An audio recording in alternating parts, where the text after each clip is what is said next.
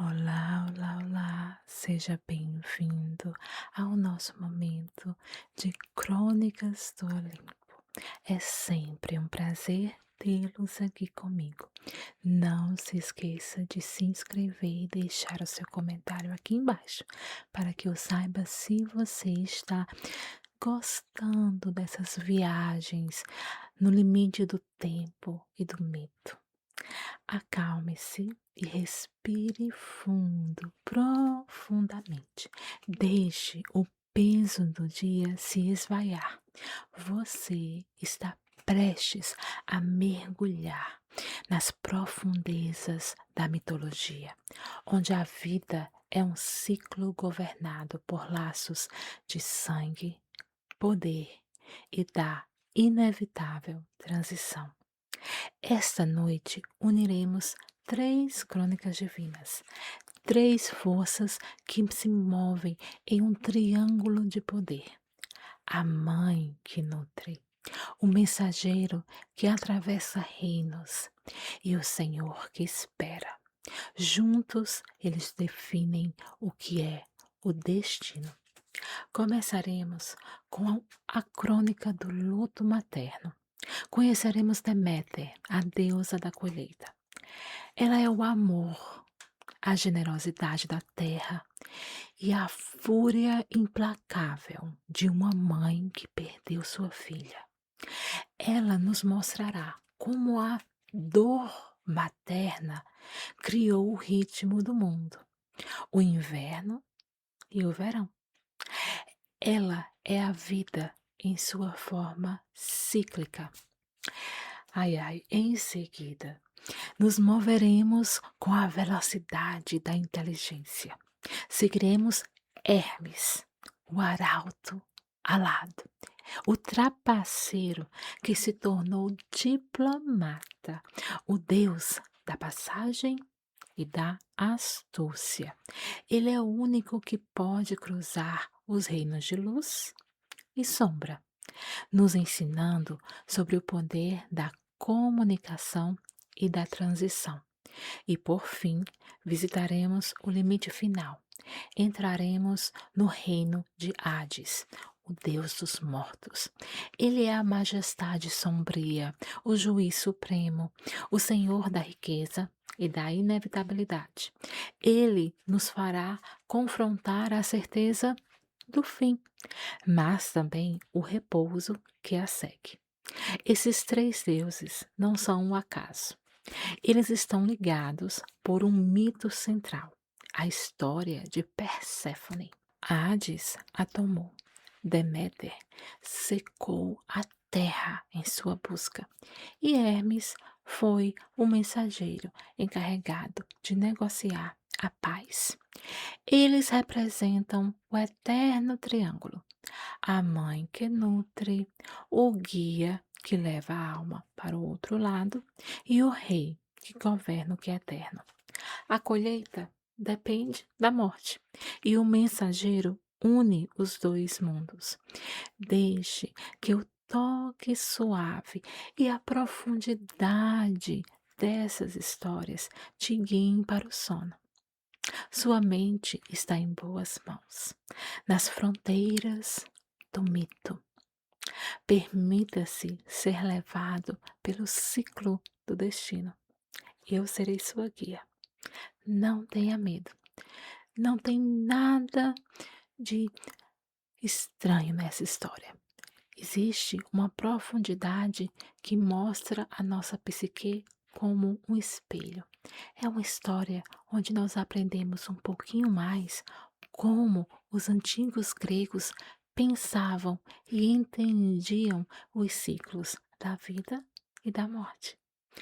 Relaxe, relaxe, relaxe. E vamos começar com a história do luto materno, a história de Deméter. Acalme-se, acalme-se e respire fundo. Sinta o aroma da terra úmida e da fartura. O que vamos ouvir agora é a crônica de Deméter, a deusa da colheita, do grão e da lei sagrada da terra.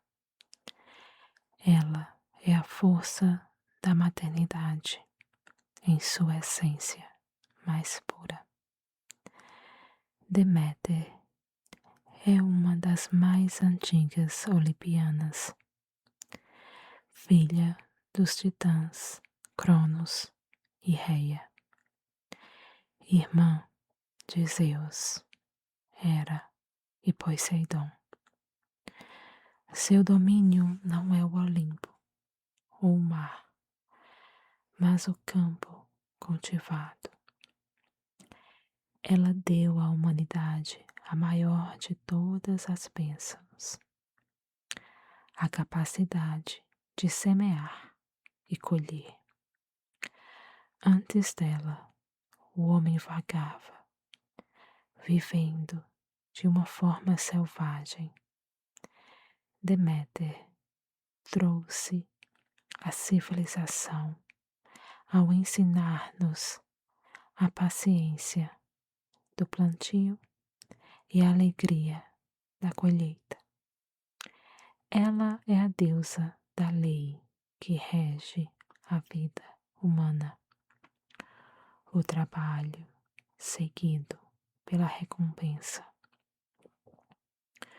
O maior tesouro de Deméter não eram os campos ou os celeiros, mas sim sua filha, Perséfone, a jovem, a donzela. Ela era a alegria pura da deusa, o raio de sol nos prados, a personificação da primavera. Mãe e filha eram inseparáveis.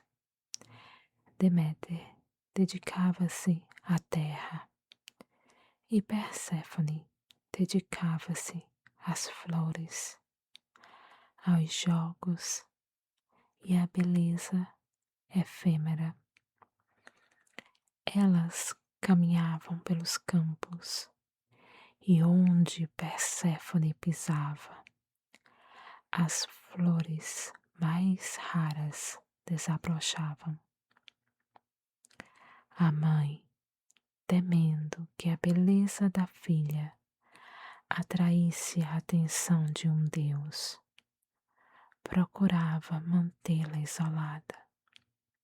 Mas os laços de sangue e a ambição dos deuses são incontroláveis, e o destino já havia traçado o caminho de Perséfone para o mundo subterrâneo. Nenhum deus ousava pedir a mão de Perséfone em casamento, por medo da fúria protetora de Deméter, exceto um, Hades, o sombrio senhor do submundo.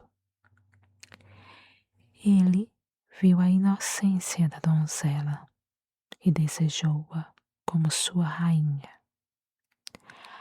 Hades procurou o único que poderia quebrar a lei sagrada: Zeus, o soberano dos deuses, que em um ato de traição silenciosa prometeu a mão de sua filha ao seu irmão, sem consultar Deméter. O rapto foi planejado. Enquanto Perséfone colhia flores, a terra se abriu com um estrondo terrível.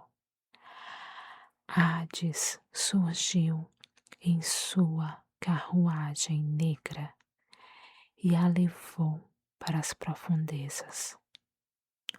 O mundo silenciou. O grito de Perséfone ecoou. Deméter ouviu, mas era tarde demais. O campo estava silencioso e vazio. A deusa da colheita caiu em um desespero total. Seu amor materno transformou-se em uma dor que mudou o mundo. Por 9 dias e 9 noites, Deméter vagou pela terra. Ela recusou-se a comer e beber. Ela carregava tochas, buscando a filha desaparecida. Sua forma se tornou a de uma mulher velha, coberta de cinzas e de luto. Nenhum deus ousava dizer-lhe a verdade, por medo de Zeus. Até que o sol, Hélios, que vê tudo, finalmente revelou o rapto e a traição de Zeus. A dor tremenda de Deméter se tornou uma fúria divina. A deusa abandonou o Olimpo. Ela rejeitou o seu lugar entre os deuses. Ela viveu entre os mortais, disfarçada. Em sua dor silenciosa, a vingança dela não seria contra um deus, mas contra a própria terra. Deméter retirou sua bênção. Ela parou de fazer a terra frutificar. As sementes não brotaram, os grãos secaram, a chuva cessou, os campos se tornaram desertos rachados. A deusa da colheita havia criado o primeiro inverno. A fome atingiu os mortais. Eles não podiam mais oferecer sacrifício aos deuses, pois não havia colheita. O ciclo de culto estava quebrado.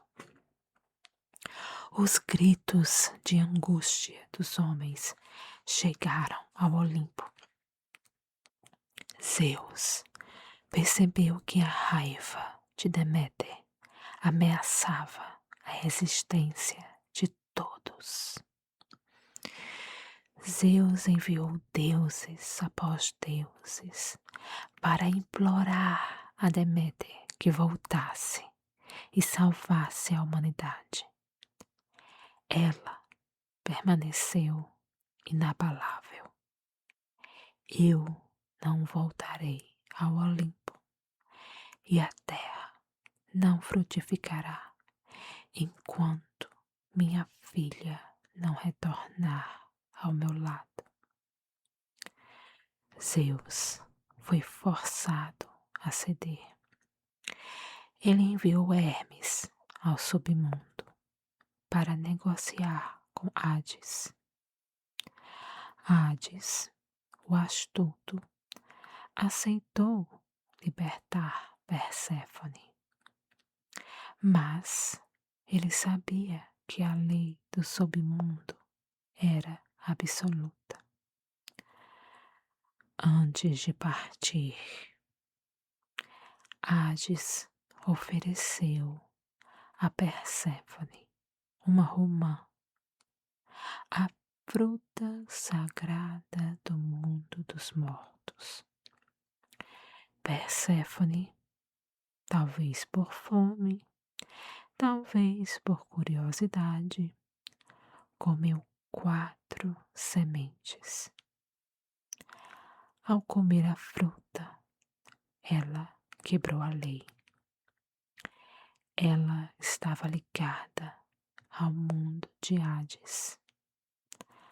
A notícia quebrou o coração de Deméter novamente. A alegria do retorno seria incompleta.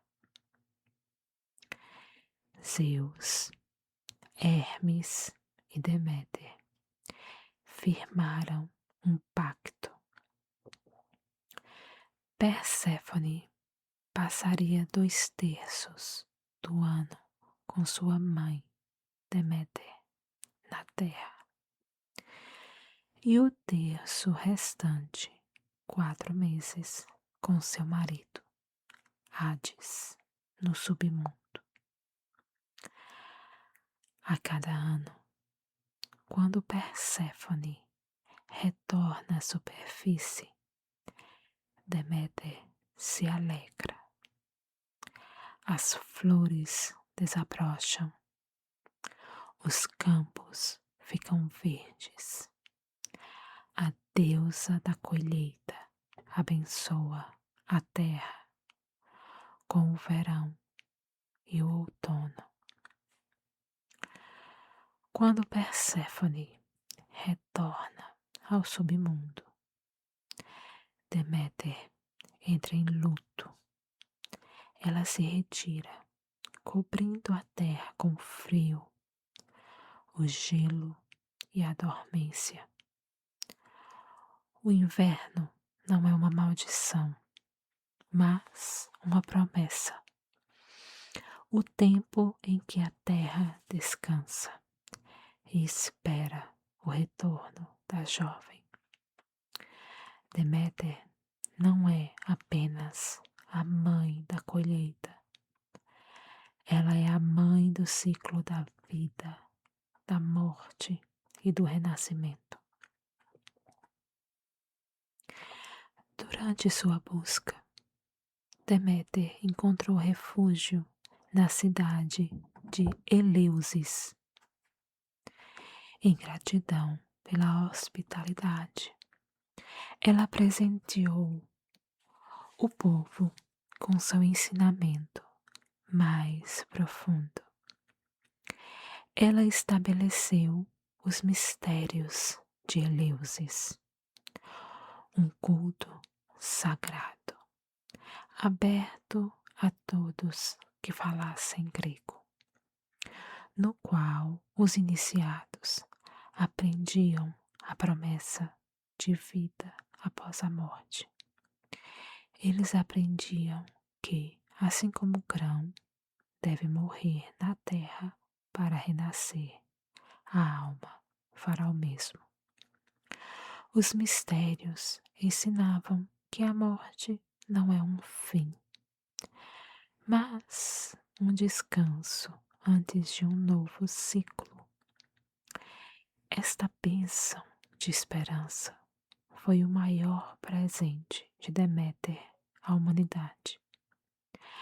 A garantia de que a luz sempre segue a escuridão. A deusa da colheita não apenas nutre o corpo com grãos, mas nutre a alma com a fé na renovação da vida. A crônica de Deméter é a história da força que se encontra no amor incondicional. Ela transformou sua dor em uma lei eterna. Seu luto se tornou o ritmo do mundo. Ela nos ensina que para que algo de novo nasça, algo deve primeiro ser entregue à escuridão e à espera. A paciência é a grande lição da Mãe Terra. Deixe que a quietude do inverno, a promessa da primavera e a calma da colheita te envolvam. Durma, durma. O ciclo continua e com ele a eterna promessa de luz. Deixe-se envolver pela quietude fria e ancestral. Esta crônica não é sobre a luz ou a guerra, mas sobre a inevitabilidade e o fim. É a história de Hades, o invisível, o Deus dos mortos, o Senhor das riquezas subterrâneas. Hades é o primogênito dos titãs Cronos e Reia. Ele foi o primeiro a ser engolido por seu pai e o último a ser libertado por seu irmão Zeus.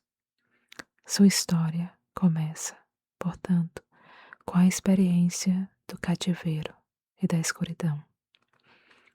Após a titanomáquia, a grande guerra contra os titãs, os três irmãos, Zeus, Poseidon e Hades, dividiram o universo por sorteio.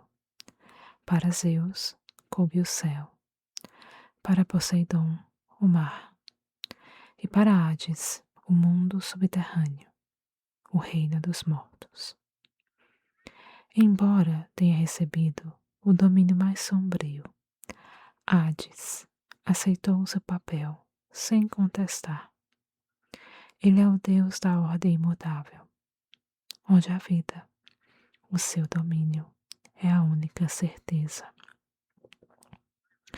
O submundo não é o inferno, é o lugar dos mortos, o destino final de toda a alma, em um lugar de justiça fria, onde a sombra da vida passada é tudo o que resta. O maior símbolo de Hades é o seu capacete, o elmo das trevas, feito pelos ciclopes. Ao usá-lo, Hades se torna invisível.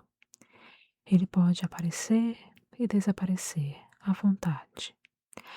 Uma metáfora para a própria morte, que chega sem ser vista.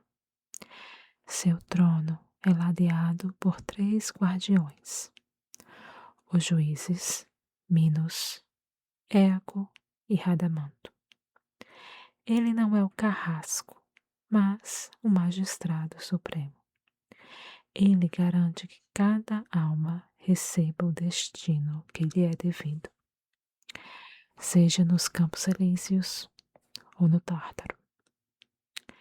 A entrada para o reino é guardada por Cérbero, o gigantesco cão de 3 cabeças, com uma juba de serpentes.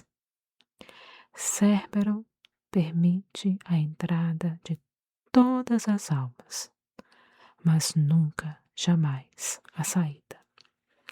Sua presença é a garantia de que o domínio de Hades é final.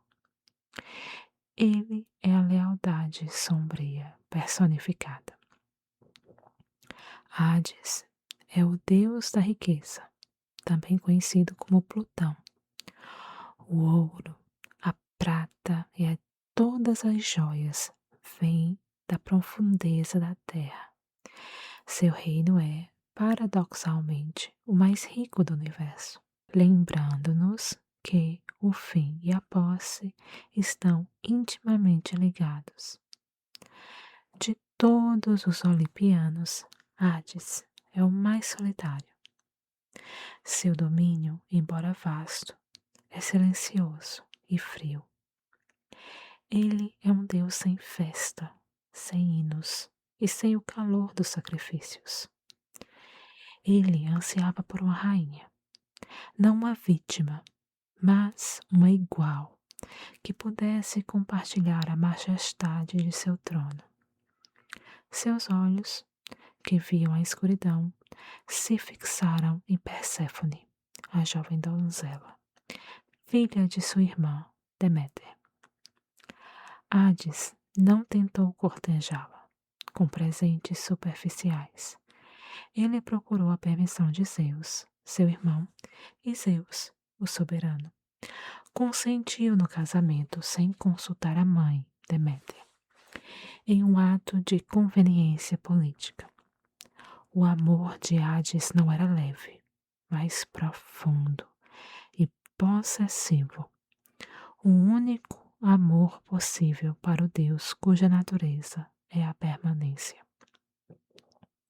O rápido foi executado com a discrição de seu poder. Enquanto Perséfone colhia flores, a terra se abriu. Hades surgiu em sua carruagem negra, puxada por cavalos sombrios, e a levou para o fundo. No submundo, ele a colocou em seu trono e ofereceu-lhe seu reino. O casamento foi consumado na escuridão, e Perséfone, a donzela da primavera, tornou-se Perséfone, a rainha dos mortos. Hades a tratou com respeito e devoção. Sua intenção não era ferir, mas possuía aquilo que ele valorizava acima de toda a riqueza: a única fonte de luz em seu reino eterno. A fúria de Deméter e a fome que se seguiu forçaram os Zeus a intervir. Ele enviou Hermes para ordenar que Hades libertasse Perséfone. E Hades, o deus da lei, não podia negar a ordem de seu irmão. Mas Hades era esperto. Ele não podia quebrar a lei sagrada do submundo. Quem come a comida dos mortos deve permanecer no reino dos mortos. Com astúcia e charme, ele ofereceu a Perséfone uma romã, a fruta da fertilidade e do submundo. Ela comeu 4 sementes. Hades selou o acordo não pela força, mas pela lei mística. O pacto foi firmado: 4 meses no submundo como rainha e 8 meses na superfície como filha. Hades aceitou o luto temporário pela certeza do retorno anual. Ele é a paciência que espera. Hades, como deus da morte, não é o inimigo dos mortais. Ele é o guardião do fado. Seu trabalho é garantir que a morte de um homem não seja perturbada e que ninguém escape do destino. Ele se opôs ferozmente a qualquer um que tentasse roubar almas ou quebrar a barreira da morte. Ele odiava a presunção. Seu maior inimigo era o filho de Apolo, Asclépio, que ousava ressuscitar os mortos, perturbando a ordem do universo. Embora severo, Hades demonstrou misericórdia e respeito pela coragem. Ele permitiu que Orfeu tentasse resgatar a sua amada Eurídice, com a condição de que ele não olhasse para trás. O deus honrou o poder do amor, mesmo que fosse fadado ao fracasso. Ele é o único Deus que não pode ser subornado ou enganado. Ele é o limite, a barreira final entre o caos da vida e a ordem do descanso. Para os romanos, Hades se tornou Plutão, e seu foco na riqueza da terra foi ampliado. Eles o viam menos como a morte e mais como a fonte de prosperidade. O que está debaixo é rico e poderoso.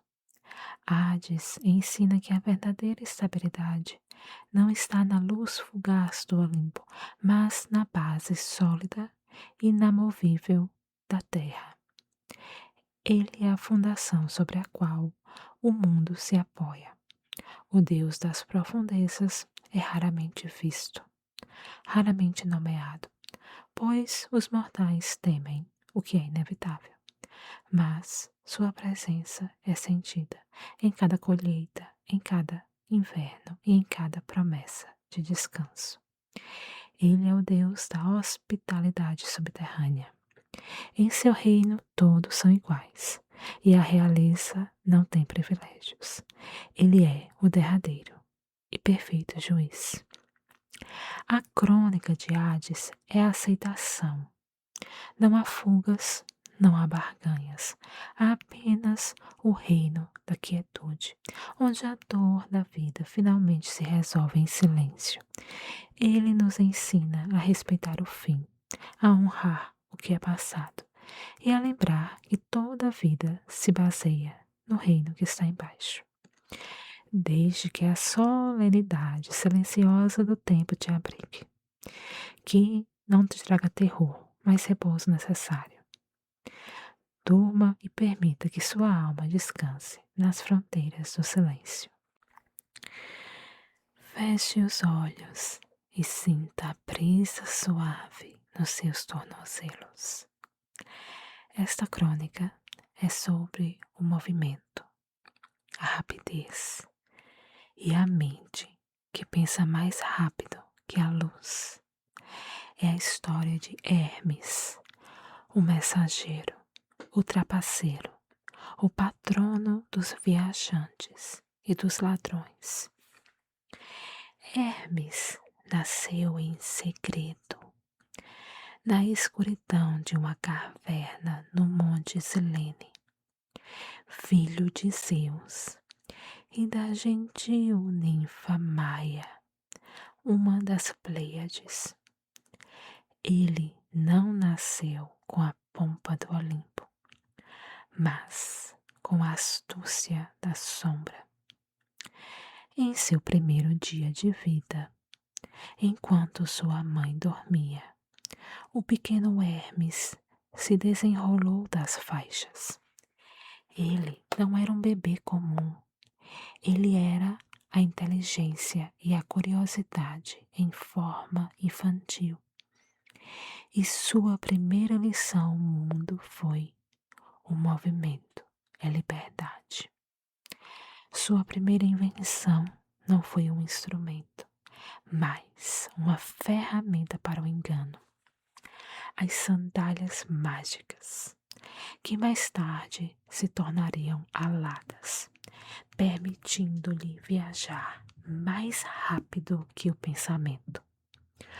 Com menos de um dia de vida, Hermes fugiu da caverna. Na Tessália, ele viu o rebanho sagrado do seu irmão Apolo. 50 cabeças de gado. Uma tentação irresistível. Em um ato de astúcia genial, Hermes roubou o gado.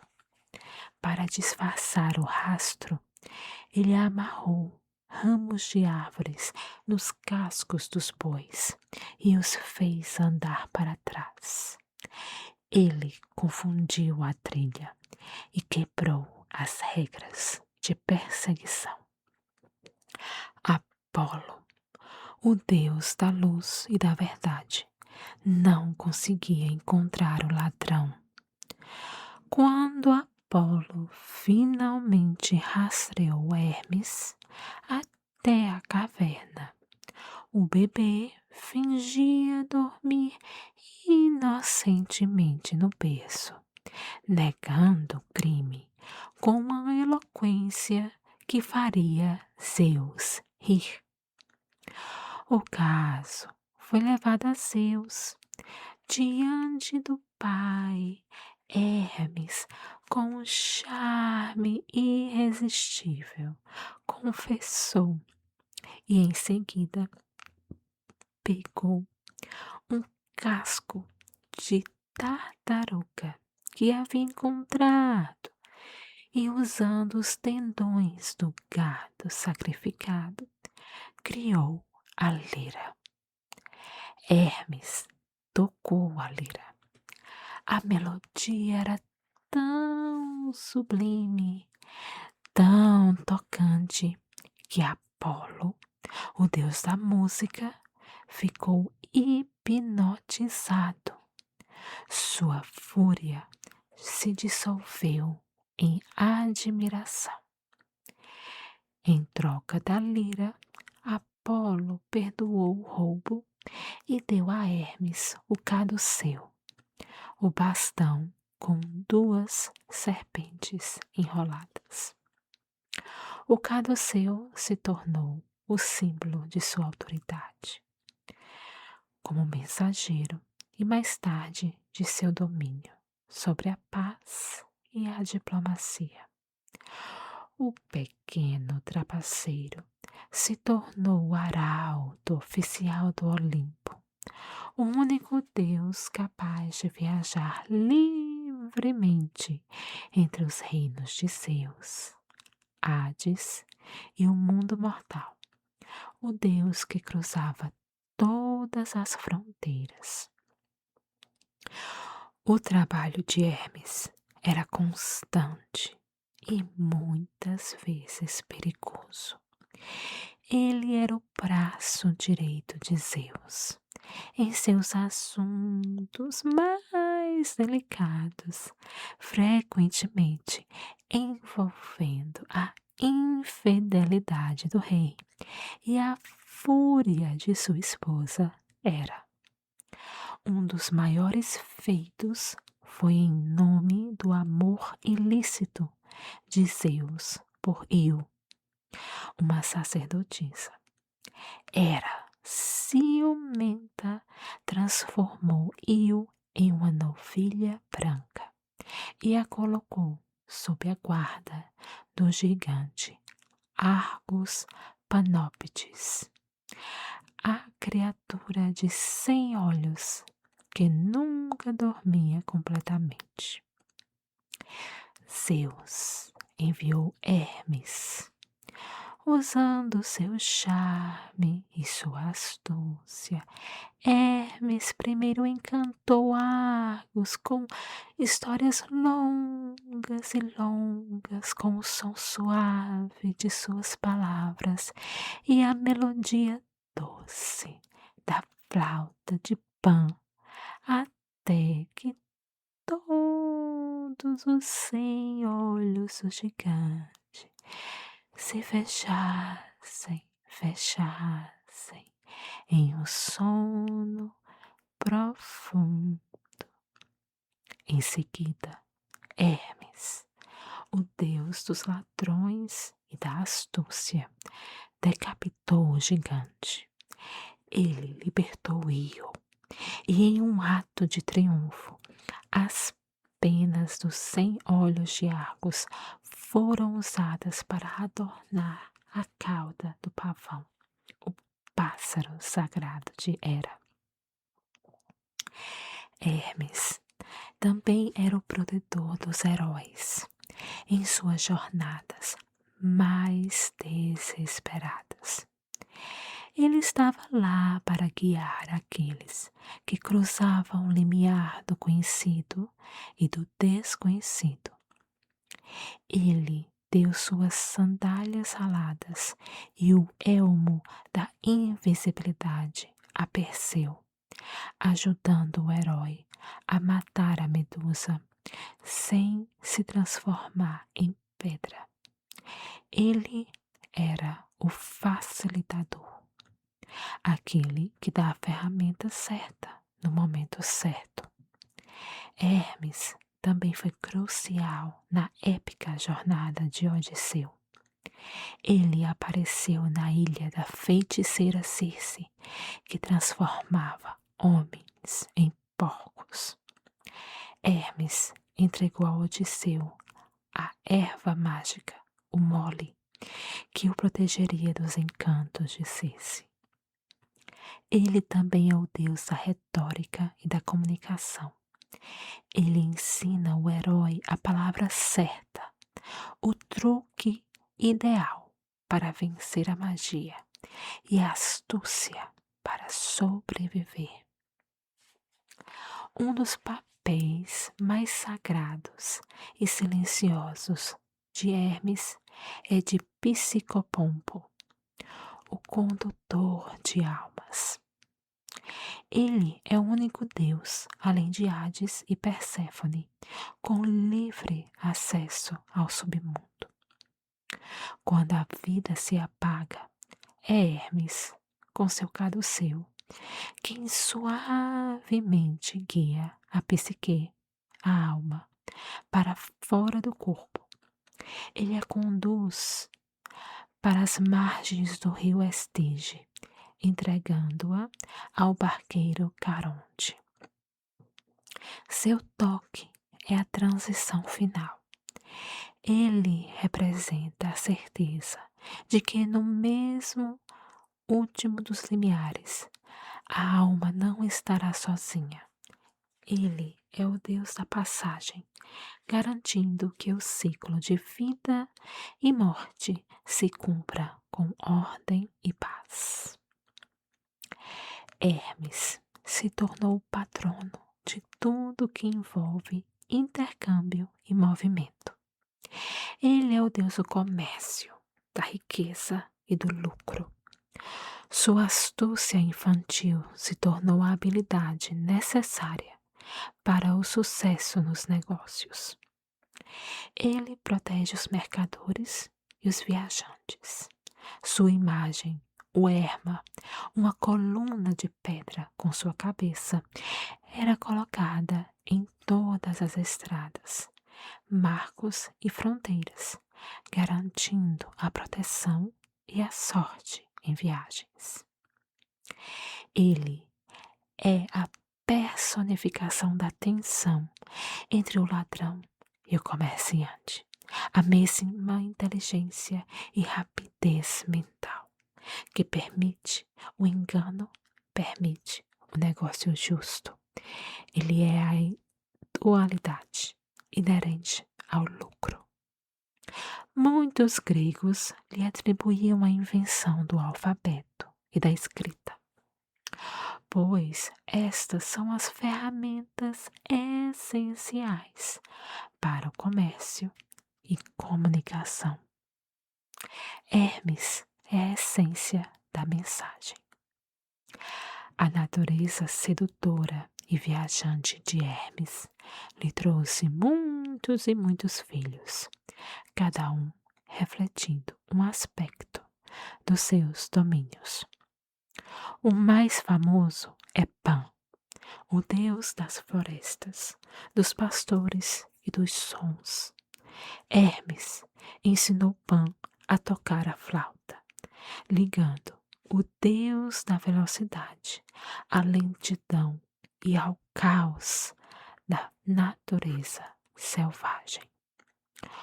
Outro filho notável é o Hermafrodito, filho de Hermes e Afrodite. Ele foi unido à ninfa Salmaquis, resultando em um ser de natureza dupla. Hermafrodito simboliza a fusão das fronteiras e a quebra da separação entre o feminino e o masculino.